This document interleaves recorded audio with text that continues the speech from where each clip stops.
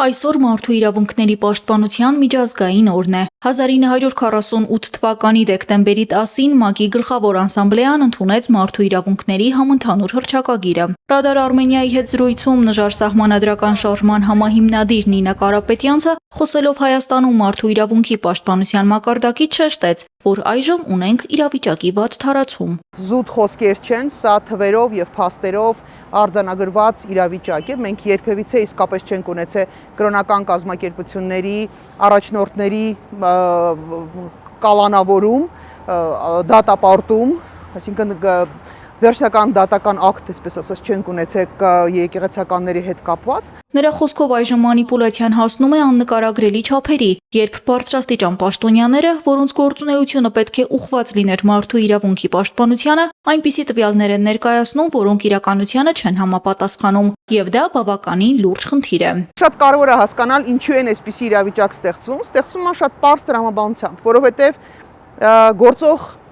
սահմանադրության կամ ավանդույթների համաձայն, երբ ցանկացած մեկը մի թիմ գալիս է իշխանության, ինքը դառնում է ամբողջ իշխանության տերն ու տիրականը։ Ըստ Նինա Կարապետյանցի, այս իրավիճակը բարելավելու համար պետք է փոփոխություն։ Կառավարման համակարգի փոփոխության կարիք ու անհրաժեշտություն ունենք, ստեղծել մի իրավիճակ, երբ օրվա իշխանություններից կախված չեն լինելու սահմանադրական են մարմինները, որոնք պիտի ապահովեն հատկապես արդարադատությունը։ Մասնավորապես գլխավոր դատախազը չի կարող լինել օրվա իշխանության անկախ անձնազգաններից սրտի գլխավոր դատախազը։ Դա է պատճառը, որ մենք առաջարկում ենք կառավարման մոդելի փոփոխություն։ Ասել է թե գլխավոր դատախազին, հակակոռուպցիոն մարմինների ղեկավարներին, կենտրոնական ընտրական հանձնաժողովի նախագահին ու մնացած էլի բազմաթիվ պաշտոնյաներ, ովքեր պիտի անկախ լինեն, որպեսզի գործի օրենքը,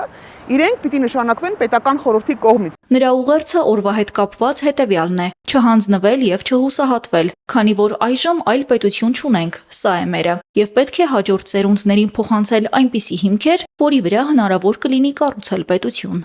Այն գաղափարները, որոնք երկար տարիներ քարոզվում են, այդ թվում նաև քաղաքասերակցության կողմից, միջազգային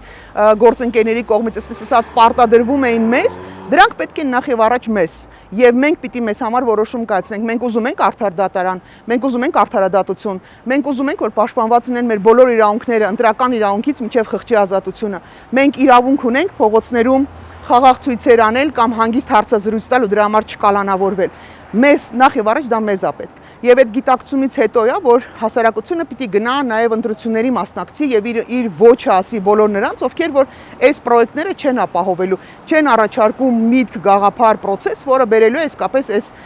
համակարգի վերականգնմանը կամ կայացմանը, մեր դեպքում կայացմանը իրականում։